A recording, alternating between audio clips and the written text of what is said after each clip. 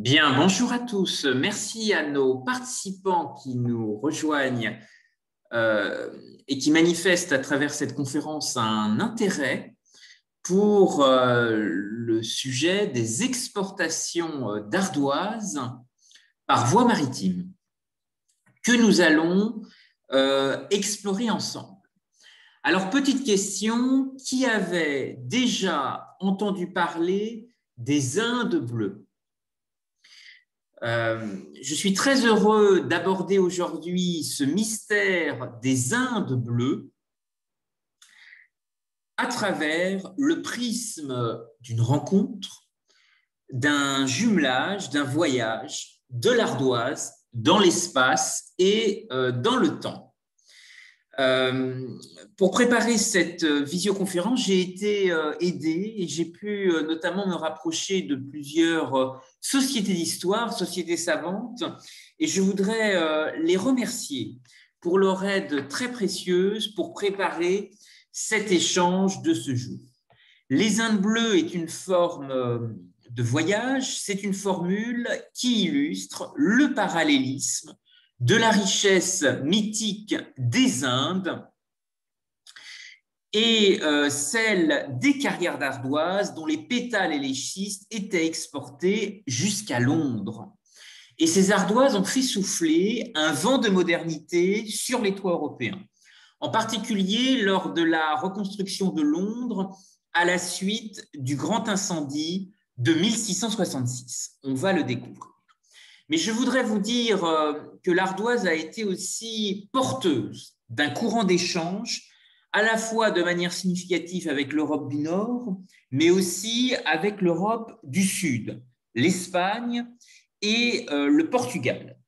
Et puis ce voyage de l'ardoise, c'est aussi un jumelage des éléments de la géologie d'un massif armoricain dans le Grand Ouest, mais il a aussi existé d'autres sous-sols ardoisiers très riches, notamment dans les Ardennes. Enfin, un jumelage des symboles, puisqu'à travers la dimension éternelle et silencieuse du schiste, le sujet des Indes bleues illustre l'audace du travail des ardoisiers venus perturber ce qui semblait à jamais imperturbable.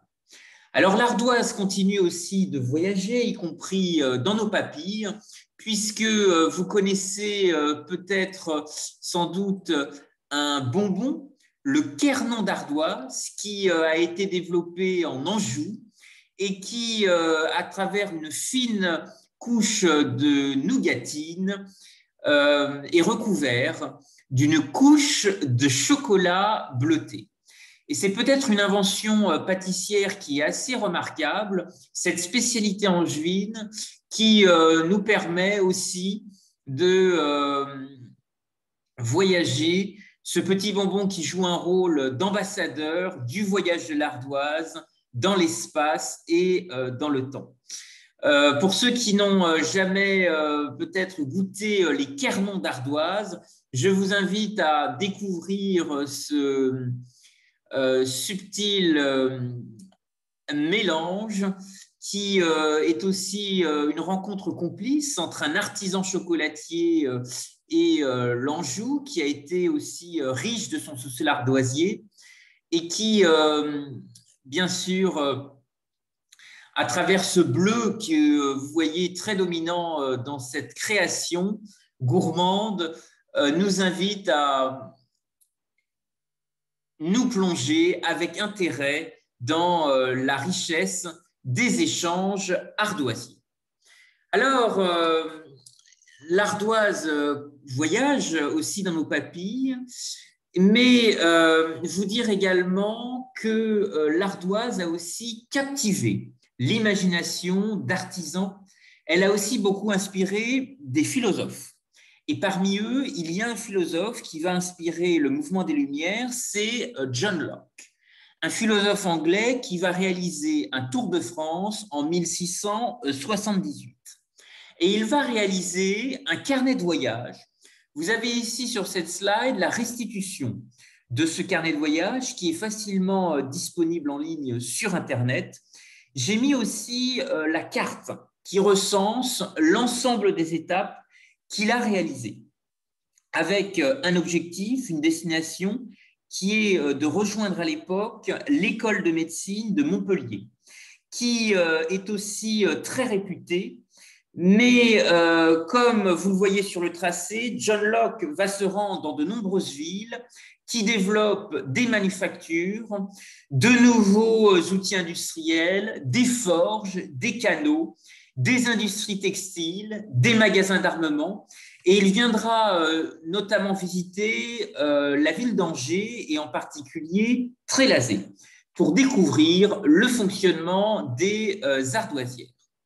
Alors, ces voyages sont aussi là pour bâtir une vision géopolitique, essayer de cerner et étudier des signaux faibles en matière d'innovation qui pourraient déclencher des changements à venir et en particulier des grandes mutations industrielles.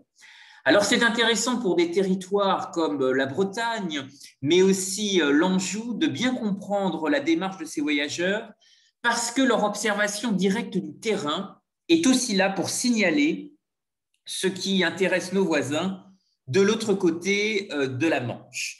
Et la Bretagne cultive avec l'Anjou des chemins de mémoire extrêmement riches. Le pays de Plouermel a bénéficié de grandes visites prestigieuses comme en Anjou et aujourd'hui de grandes signatures architecturales le signal à travers ces ardoises qui recouvrent de grands monuments. Je pense au Parlement de Bretagne, mais vous avez ici la visite de la Reine-Mère au château de Serran.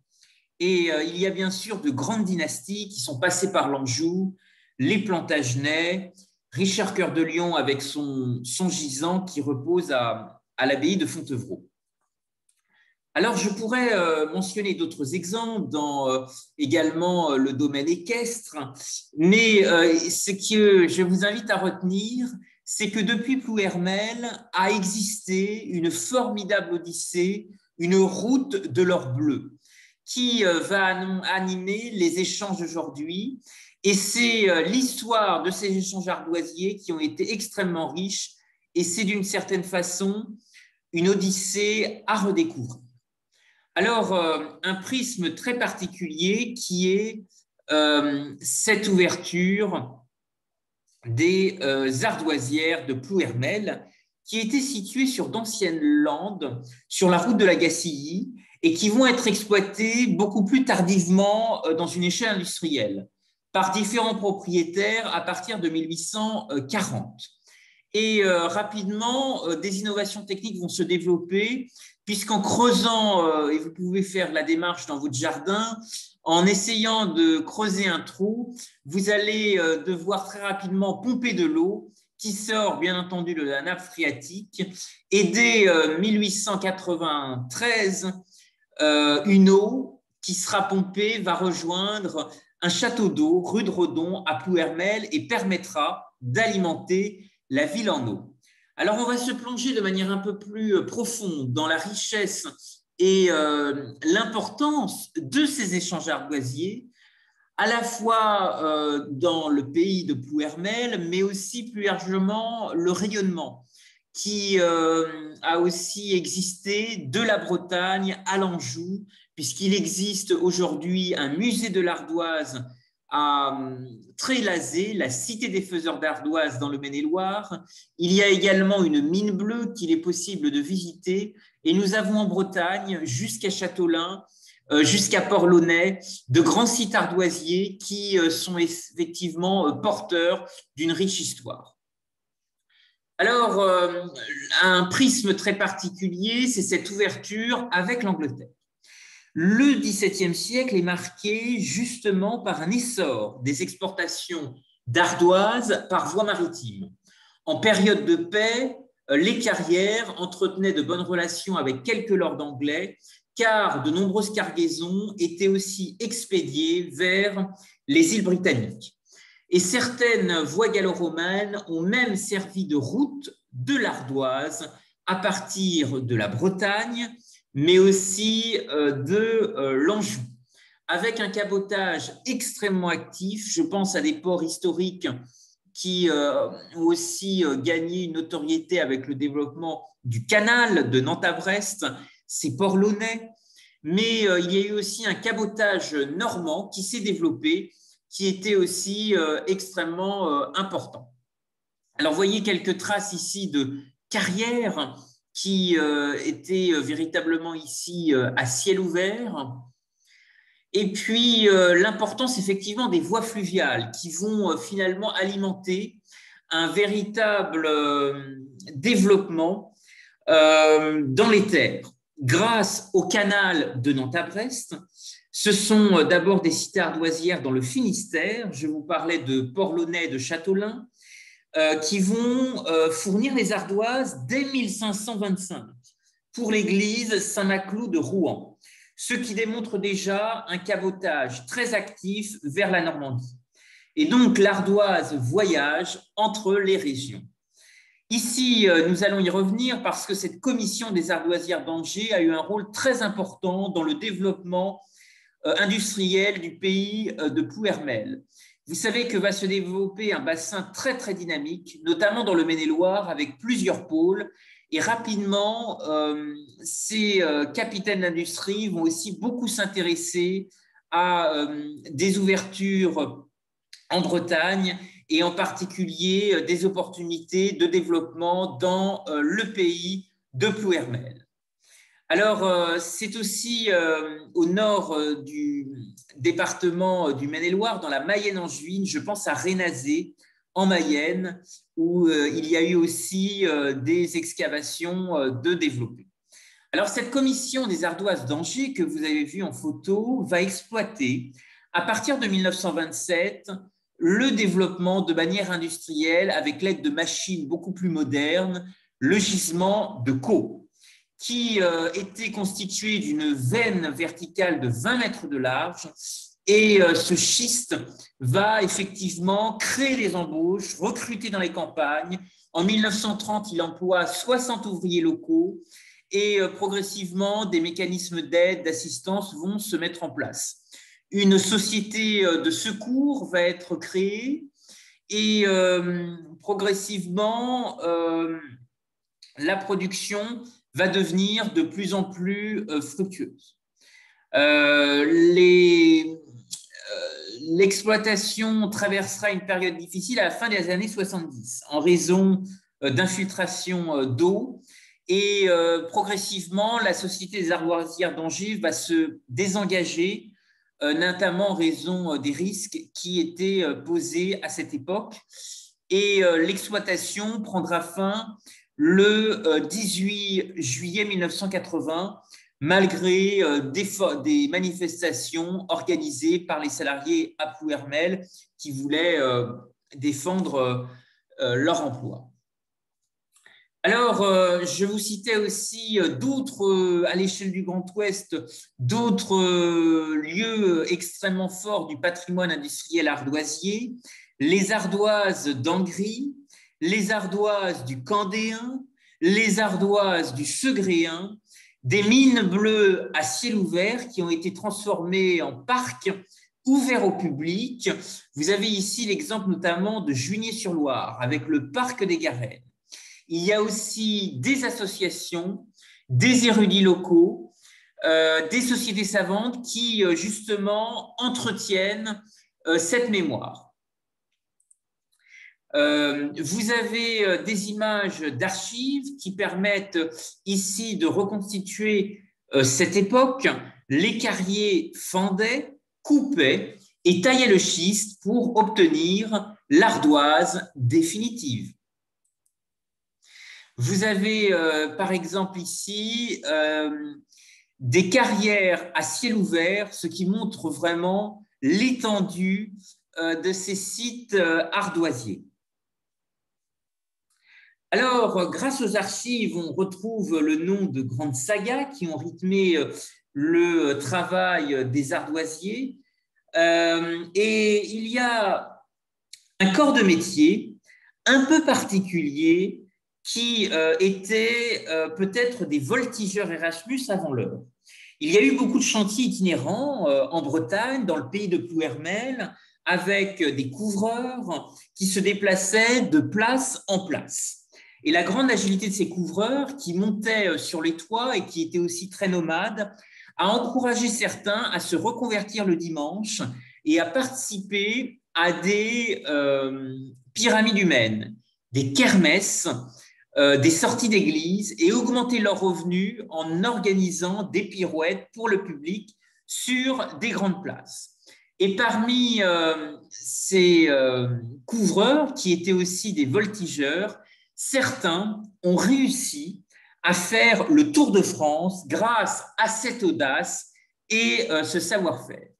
Et une idée assez simple pour se déplacer qui était de monter dans un taxi. Et donc, il suffisait de remplir un taxi et d'aller au gré des destinations avec les pourboires accumulés.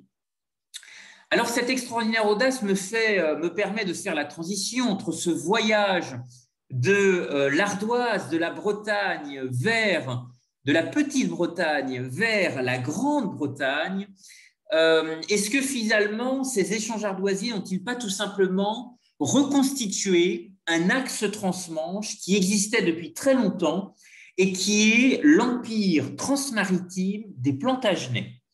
Alors, si l'ardoise a effectivement traversé des régions, depuis Plouermel, on pense à l'exemple de l'église Saint-Maclou de Rouen, 1525, qui mobilise des ardoises bretonnes. On va voir effectivement que l'ardoise a aussi traversé des mers et des océans. Mais le plus important, c'est qu'elle a aussi rendu les hommes extrêmement nomades, avec l'arrivée d'une immigration venant d'autres régions.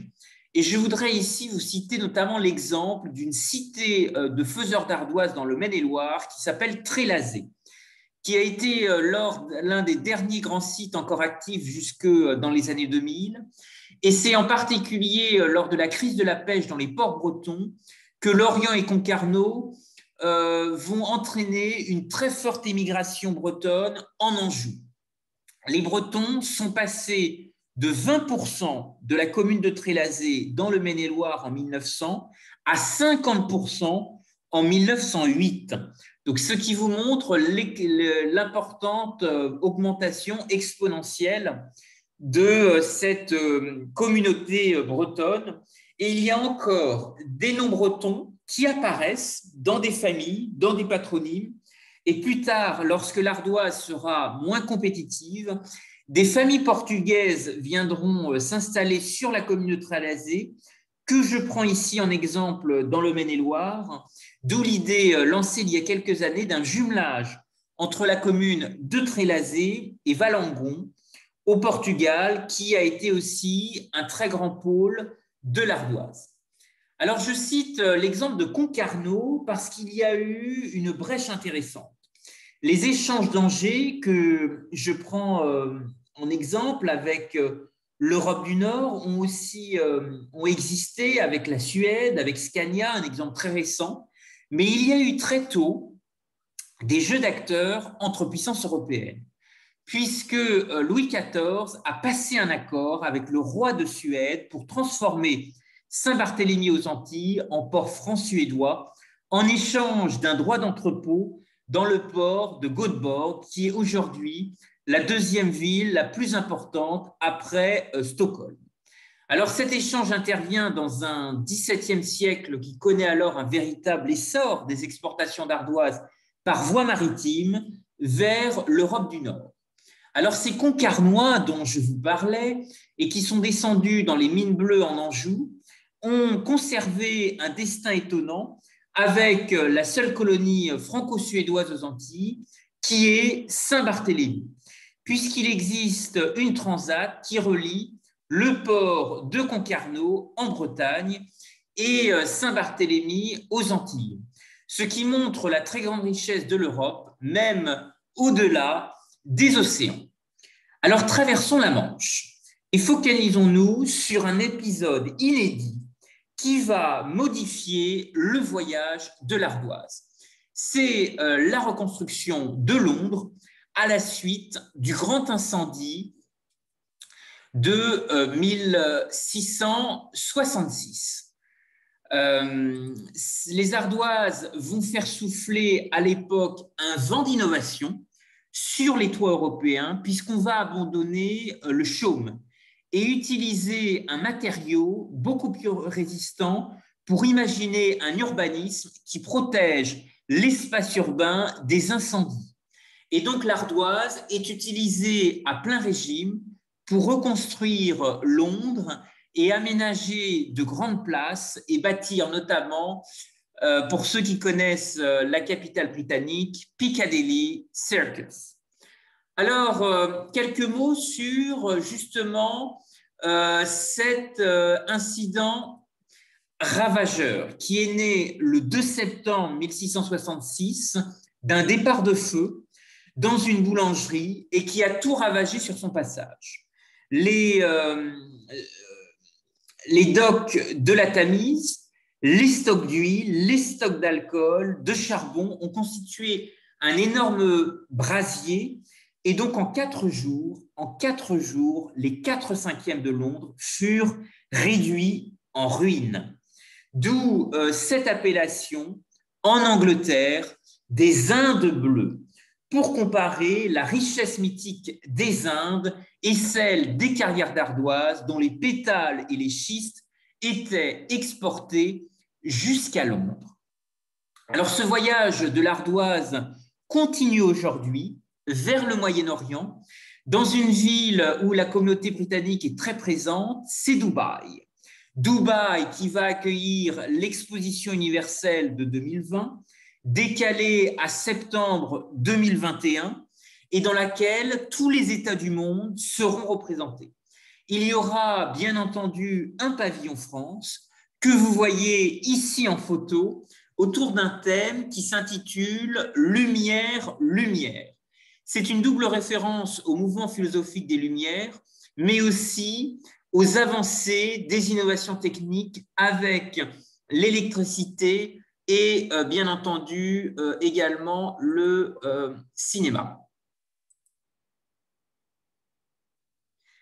Alors, ce qui est assez unique, c'est que l'écrin de ce pavillon est composé d'ardoises photovoltaïques colorées qui sont en réalité inspirées des nymphéas de Monet. Ce qui explique, comme vous voyez sur la photo, cette variation de couleur entre le bleu et le vert. Et donc, pour ceux qui connaissent les pays du Golfe, ce sont des destinations pleines de lumière où le soleil est omniprésent. Et donc, ces nouvelles villes offrent une vitrine intéressante de mise en valeur pour faire ressortir la couleur de ces ardoises, un peu à la façon des kernons d'ardoise qui avaient été imaginés par notre pâtissier en introduction.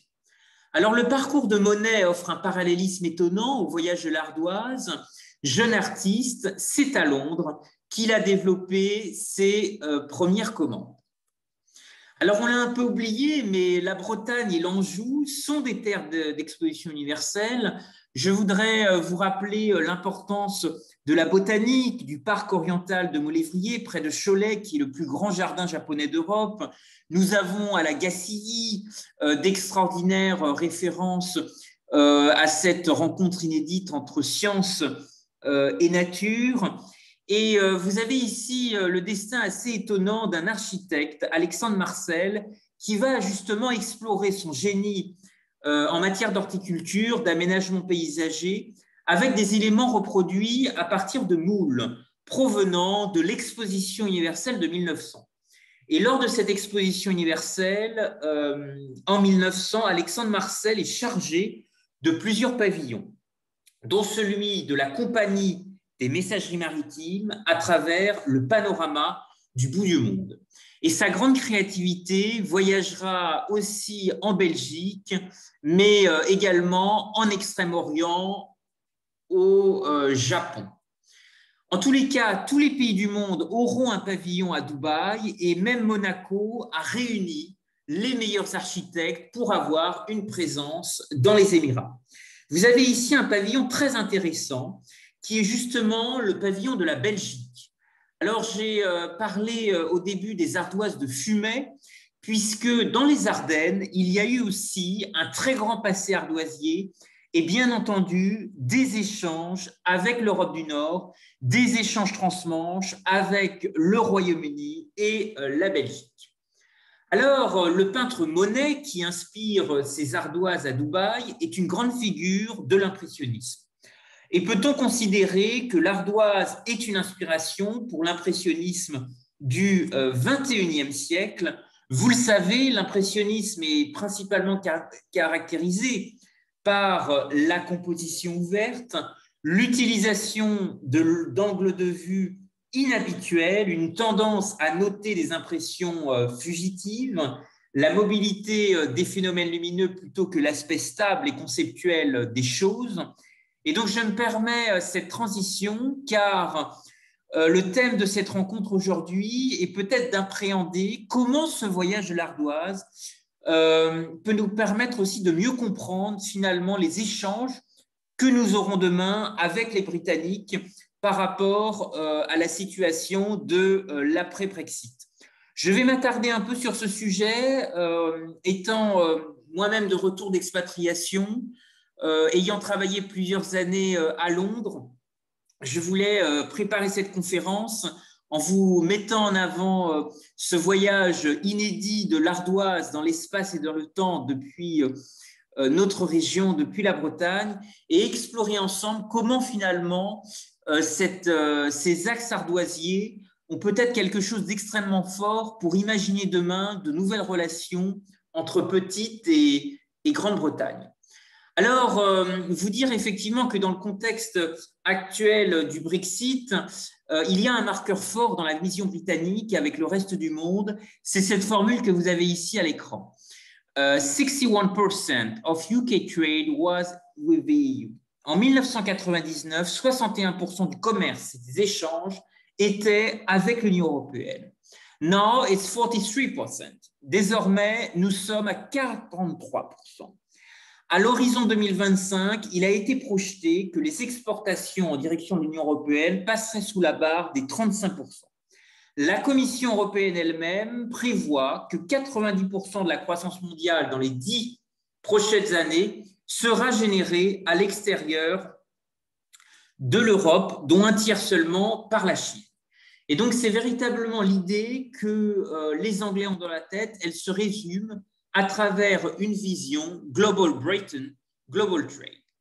Et donc, l'idée est de pousser encore davantage cette bulle de prospérité que représente Londres et ce débat qui a été poussé dans la presse britannique d'en faire une cité-État inspirée de grandes thalassocraties comme Rome ou Athènes, ou des exemples plus récents avec le cas de Singapour et sa sécession avec la Malaisie en 1965, ou de Hong Kong également avec la Chine continentale. Et donc, ce qui motive profondément la psychologie mentale des élites britanniques, c'est de retrouver cette résilience insulaire, ce premier âge d'or élisabétain marqué par la chute de la grande armada espagnole et l'ouverture d'une ère de prospérité simulée par les échanges et les innovations maritimes. Alors, est-ce que cette vision est totalement erronée? Londres sort effectivement d'un âge d'or et c'est peut-être la fin justement de cet âge d'or, puisque Londres a été branchée sur un statut de capitale financière et culturelle de premier plan du monde anglophone. Et donc, beaucoup de fierté à montrer le dynamisme, la capacité à attirer des investisseurs internationaux, le rôle de pont avec les nations anglophones du Commonwealth, du Canada à l'Australie, de l'Afrique du Sud au Moyen-Orient. Vous avez ici des images avec le plus grand gratte-ciel d'Europe, The Shard, qui est situé sur la rive gauche de la Tamise, et c'était vraiment l'endroit le plus mal famé où personne ne voulait mettre les pieds. Et cette reconquête urbaine a totalement bouleversé cette rive qui maintenant est en train de se boboiser. Sur l'image du haut, vous pouvez aussi voir cette bulle de gratte-ciel.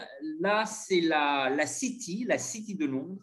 Et de l'autre côté du fleuve, de la Tamise, il y a cette transformation énorme de projets immobiliers qui poussent grâce à des investissements étrangers. Et cette tour qui pointe, que vous voyez ici, c'est une tour en fait qui a fait beaucoup parler d'elle, puisque les lots qui sont à l'intérieur sont détenus à 80% par des Qataris. Et donc, effectivement, une partie de l'âge d'or de Londres, c'est cette capacité à attirer des capitaux, notamment du Moyen-Orient. Alors,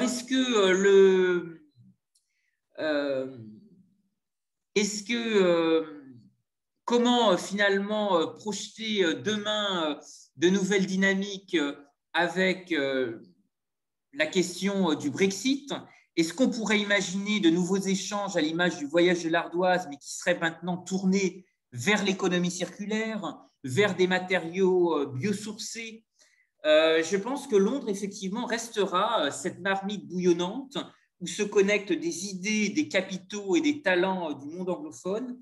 Et donc, il faudra sans doute toujours bien réfléchir à la façon dont, finalement, la Bretagne pourra toujours développer, à l'image de l'ardoise, des courants d'affaires. Et là, en l'occurrence, depuis Plouermel, à seulement 1h, 1h30 d'avion. Alors, je vous parlais beaucoup de Londres qu'il faut un peu préserver comme Babylone des échanges, mais peut-être pour regarder un peu la situation britannique, l'échec du Brexit a été aussi l'occasion de révéler sans doute un pays à deux vitesses, puisque l'un des marqueurs des partisans du livre n'incarne pas tout à fait un vote anti-européen, mais vraiment une réaction épidermique à une crise du logement qui n'a pas été réglée depuis 30 ans au Royaume-Uni. Et donc, c'est peut-être, à mon sens, l'une des raisons principales qui a poussé la plupart des Britanniques à vouloir voter en faveur du livre. Alors, la classe britannique en est consciente de ces nombreux échecs collectifs. C'est pourquoi je voudrais rappeler que 479 députés britanniques avaient souhaité rester dans l'Union européenne, conscients des avantages évidents qu'elle apportait, et seuls 156 en voulaient en partir. Mais le Brexit l'a emporté et c'est le référendum, la voix du peuple qui est souverain. Alors, il y a eu effectivement beaucoup de surprises, puisque les arguments économiques qui avaient été marqués par la campagne du Remain n'ont eu pratiquement aucun impact. Et cette campagne du référendum a effectivement déchaîné des passions avec des formules extrêmement provocantes. Alors, ce qui change aussi fondamentalement pour des jeunes Bretons qui souhaiteraient partir en mobilité, retrouver les traces de ces échanges ardoisiers pour se construire eux-mêmes des perspectives de carrière et d'évolution, eh bien, l'un des changements fondamentaux, c'est d'abord de rendre l'accès au Royaume-Uni beaucoup plus restrictif pour les ressortissants européens, avec des libertés de circulation, des talents, des travailleurs qui va se retrouver amoindris. Et donc, un filtre qui intervient pour réorienter la flexibilité du droit du travail sur le sol britannique vers des talents locaux plutôt que des talents venus d'ailleurs. Donc, ce qui se concrétise par l'arrivée d'un permis à points, un visa de travail qui ne concernera que des talents étrangers très ciblés sur des secteurs en pénurie, comme notamment le domaine de l'intelligence artificielle. Et donc, peut-être que ça sera un peu mon mot de conclusion, l'ardoise et ce formidable débouché qui s'est développé depuis le pays de Plouermel est peut-être l'occasion de réfléchir ensemble à cette interdépendance européenne. Comment trouver aussi de nouveaux liens, de nouvelles capacités de faire voyager les régions, de les positionner comme des véritables comptoirs de la mondialisation, puisque finalement la capacité d'exportation de l'ardoise est un formidable enseignement pour réfléchir à peut-être de nouvelles success stories, de nouveaux débouchés pour le pays de Plouermel et la Bretagne. Je voudrais vous remercier à tous pour votre attention, vous dire qu'effectivement, ces échanges qui ont pu exister auront probablement, avec le contexte de l'après-Brexit, à se réinventer, Je laisse en conclusion en image cette photo du Quernon d'ardoise. Ce Quernon d'ardoise, c'est ce petit bonbon qui est fabriqué en Anjou, dans le Maine-et-Loire, que je vous invite à découvrir et qui est peut-être un formidable ambassadeur pour illustrer le voyage de l'ardoise dans l'espace et dans le temps. Je vous remercie à tous pour votre attention. En conclusion, je vais vous apporter des éléments peut-être un peu plus actualisés sur finalement le poids économique de ce secteur ardoisier. Qui aujourd'hui produit encore des ardoises dans le monde? Vous dire que finalement le premier marché mondial de l'ardoise, c'est la France, qui importe 94% de ses besoins d'Espagne, ses propres jugements étant épuisés. Et la désaffectation finalement croissante pour ce matériau inquiète de plus en plus le plus gros producteur ibérique, l'espagnol Coupa, qui est le premier producteur mondial d'ardoise et qui entend aussi participer à la sauvegarde des traditions françaises. En tous les cas, l'usage de l'ardoise qui est si forte en Bretagne, qui s'illustre à travers des monuments remarquables. Je pense au Parlement de Bretagne, la reconstruction de la cité corsaire de Saint-Malo. L'Espagne, alors, est très riche en ardoisières, mais cela n'a jamais été dans les traditions ibériques d'utiliser ce matériau. Ce qui explique que finalement, il y a eu effectivement cette bascule vers la France. Alors, quelle a été finalement la diffusion de ces ardoises et quels monuments encore visibles aujourd'hui sont-ils parés? Je voudrais vous dire que les origines, l'extraction d'ardoise à ciel ouvert a d'abord démarré dans le Grand Ouest de la France en 1404, sur la commune de Trélazé, dans le département du Maine-et-Loire. Et ces ardoises vont être utilisées pour notamment la couverture du château de Chambord en 1539. Le 9 novembre 1619, Marie de Médicis va visiter justement une ardoisière dans la région d'Anjou. Et la légende attribue les premières utilisations de l'ardoise comme matériau de couverture à l'évêque d'Angers qui s'appelait Licinius en 592 et qui est devenu par la suite Saint-Lézin, le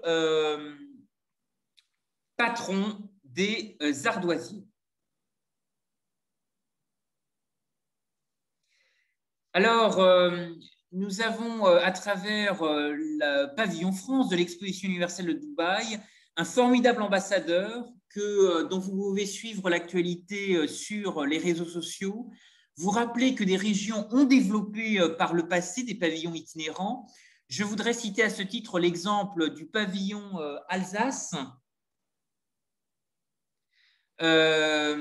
qui a été développé à l'occasion de l'exposition universelle de Shanghai avec un GIE d'architectes. Et pourquoi pas demain, imaginer un GIE, peut-être d'architectes bretons, qui pourrait se constituer en délégation et se mobiliser pour faire rayonner le patrimoine industriel du pays de Plouermel au-delà des mers et au-delà des océans. Je vous remercie à tous pour votre attention et je suis ouvert à l'ensemble de vos questions. Il y a une bulle dans laquelle vous pouvez réagir dans l'onglet discussion, taper vos réactions ou sinon tout simplement prendre le micro qui est également à votre disposition si vous souhaitez réagir ou faire part de vos propres expériences lors de différents voyages, de différents déplacements sur ce voyage de l'ardoise.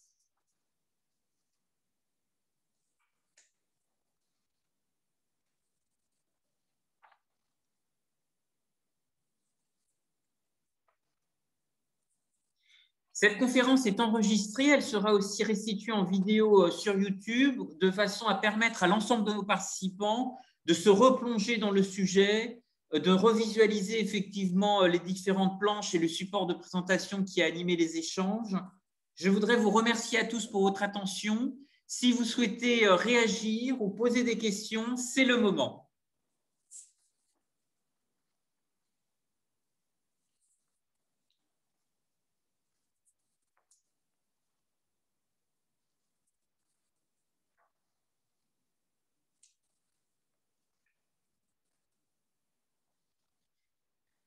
Bien, écoutez, s'il n'y a pas de questions, je vous propose de réagir. Il y a un participant, merci pour cette intervention très intéressante. Écoutez, merci en tous les cas pour vos encouragements. Et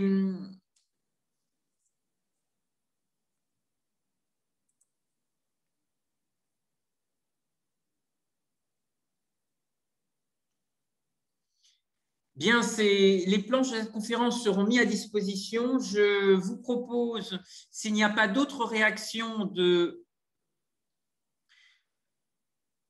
d'ouvrir encore une fois les échanges aux questions des participants. J'ai une question. Oui, je vous écoute. Comment l'idée de travailler sur ce sujet vous est-elle venue? Alors, à la fois, en fait, c'est une expérience d'expatriation à Londres qui m'a amené à découvrir finalement la contribution bretonne, mais surtout la transformation de cette ville grâce aux échanges ardoisiers. Et donc, c'était une démarche purement de passionné d'histoire, de voyage, qui m'a amené en fait à creuser le sujet, à contacter des sociétés d'histoire, des sociétés savantes, et à écrire en fait un petit ouvrage qui permette un peu de mettre en valeur ce sujet. En Bretagne, malheureusement, on a ce patrimoine industriel qui est extrêmement présent, mais qui n'est peut-être pas suffisamment utilisé comme une boussole, comme on a utilisé la mer finalement pour mettre en valeur notre territoire et notre région. Et donc l'envie finalement de réactualiser ce sujet et de trouver de nouvelles formes de valorisation. Merci. Est-ce que vous-même le sujet vous intéresse ou est-ce que vous avez des idées sur la façon dont le pays de Plouermel pourrait justement peut-être mettre en avant ce passé ardoisier ou... J'y avais franchement jamais réfléchi avant, D'accord. J'ai pas trop d'idées, mais ce serait... il doit y avoir des choses à trouver, oui, en effet. Entendu.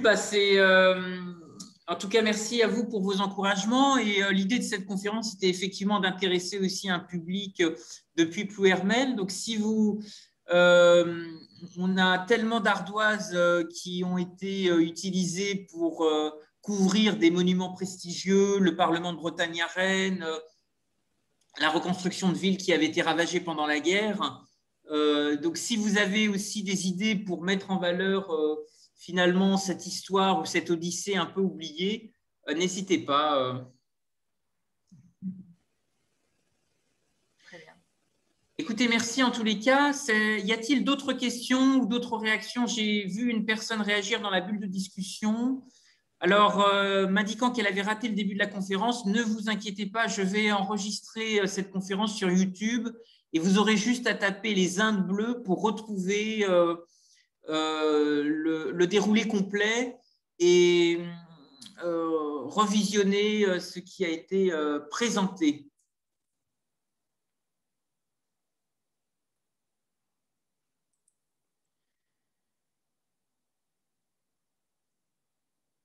Est-ce qu'il y a peut-être d'autres questions?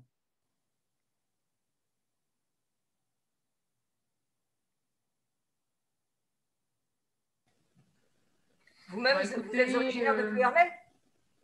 Non, de Saint-Malo. Il y a une Moi, personne qui prend la parole là ou... Oui, j'étais intéressée parce que mon père a été fendeur aux ardoisières de Caux. Oui. Et donc, c'est pour ça que j'ai pris un intérêt sur ce sujet. Et voilà, j'ai tellement entendu parler dans mon enfance de toutes ces ardoisières et de ce travail qui est difficile, qui était difficile et physique. Donc, c'était intéressant de voir aujourd'hui comment ça évoluait et toutes les belles choses qui ont été faites grâce à ces fameuses ardoises. Oui, oui, oui. Et puis j'espère que ça continuera d'évoluer. Alors, vous aviez des photos là, du pavillon France à Dubaï. Ce sont des ardoises photovoltaïques colorées. Donc, on peut en plus redonner vie à ce matériau extrêmement noble. Et puis en photo, là, vous avez le Kermon d'ardoise, donc ces petits bonbons qui est Oui, aussi que je connais bien, oui. que vous connaissez. Il y a des gens Oui. qui malheureusement ne connaissent pas, mais je trouve que c'est un très beau cadeau à offrir justement. Et on les trouve à Trélazé, justement. Glazé, absolument. Alors peut-être justement un orfèvre pâtissier ou quelqu'un pourrait créer quelque chose à Plouermel, une spécialité locale qui serait un clin d'œil justement euh, Passé. à ce passé, oui, oui, qui mérite d'être réactualisé sous d'autres formes. Je pense que l'imagination est au pouvoir.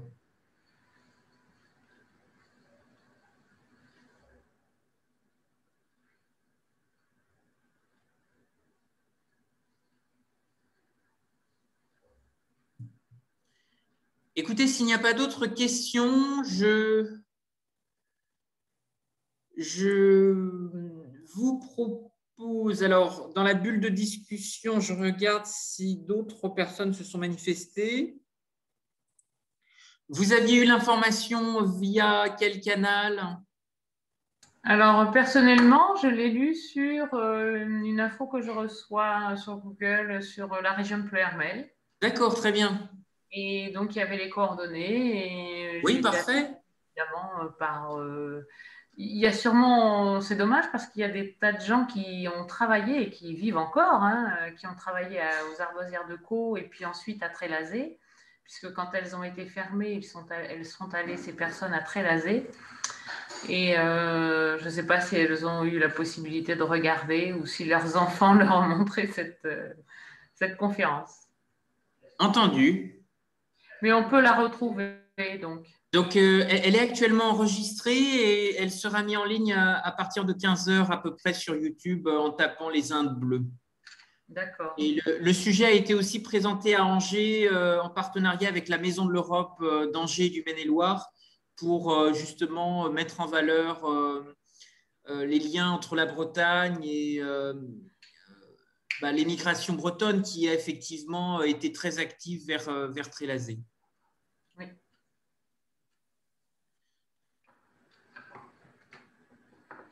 Très bien, écoutez, je vous remercie pour votre attention.